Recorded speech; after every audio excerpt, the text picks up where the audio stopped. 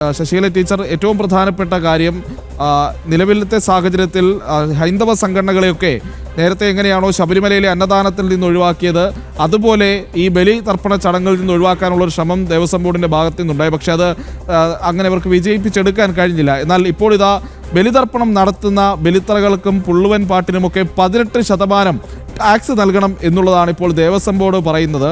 ഏതാണ്ട് ജിസിയെ ഏർപ്പെടുത്തിയിരിക്കുന്നു എന്ന രീതിയിലേക്കുള്ള വിമർശനങ്ങളും വരികയാണ്. ശശികല ടീച്ചർ, പ്രതികരണം. ഇതിലും ഭേദം ദേവസ്വം ബോർഡിന്റെ അംഗങ്ങൾക്കോ അല്ലെങ്കിൽ ബന്ധപ്പെട്ടവർക്കോ ഒരു കത്തി എടുത്തിട്ട് റോട്ടിലേക്ക് ഗുണ്ടാപിരിയെ നടത്തുന്നതാണ് ഇതിലും നല്ലത് എന്ന് തോന്നുന്നു. പാവപ്പെട്ട ഹൈന്ദവ സമൂഹത്തിന് ഈ നാട്ടിൽ ജീവിക്കാൻ സ്വൈരമില്ലെങ്കിലും മൺമറഞ്ഞു പോയവർക്ക് ഒരുള്ള പിണ്ണത്തോട് ഉരുട്ടി വെക്കാൻ പോലും അതിനുള്ള സ്വാതന്ത്ര്യം ഇല്ല എന്ന് പറഞ്ഞാൽ, അതിന് പോലും ടാക്സ് ചെയ്യുന്ന ഒരു അവസ്ഥ വന്നാൽ, ശരിക്കും പറഞ്ഞാൽ ഇവിടെ ആരാണ് ഹിന്ദു സമൂഹം എന്നുള്ളത് സ്വയം ഓരോരുത്തരുടെയും ഉള്ളിൽ തോന്നിക്കൊണ്ടിരിക്കുക. കാരണം അവർക്ക് ഒരു തരത്തിലുള്ള പൗരാവകാശങ്ങളും ഇല്ലാത്ത പോലെയാണ് പറഞ്ഞുകൊണ്ടിരിക്കുന്നത്. ദേവസ്വം ബോർഡ് ഏറ്റെടുത്ത് നടത്തിയിട്ട് ഹൈന്ദവ സംഘടനകളെ ഒഴിവാക്കണം, ഏറ്റെടുത്ത് നടത്തണം. നേരത്തെ പറഞ്ഞ പോലെ കഴിഞ്ഞ വർഷം ചെയ്തതാണല്ലോ തിരുമുല്ല വാരത്ത്. എന്നിട്ട് എന്തുണ്ടായി?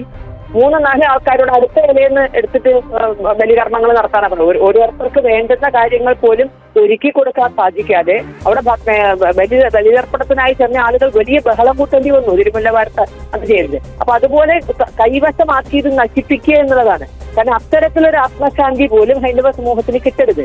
ആ ബലിതർപ്പണം വലിയ കുഴപ്പമില്ലാതെ നടന്ന അതിന്റെ ഒരു ആത്മശാന്തി എങ്ങനെ ഞങ്ങളുടെ പൂർവികർക്ക് വേണ്ടത് ചെയ്തല്ലോ എന്നുള്ളൊരു ശാന്തി പോലും കേരളത്തിലെ ഹൈന്ദവ സമൂഹത്തിന് ഉണ്ടാകരുത് എന്ന ചിന്തയാണ് ഉണ്ടാവുന്നത്. ദേവസ്വം ബോർഡിന്റെ വരുമാനത്തിന് ഇതല്ല വേണ്ടത്.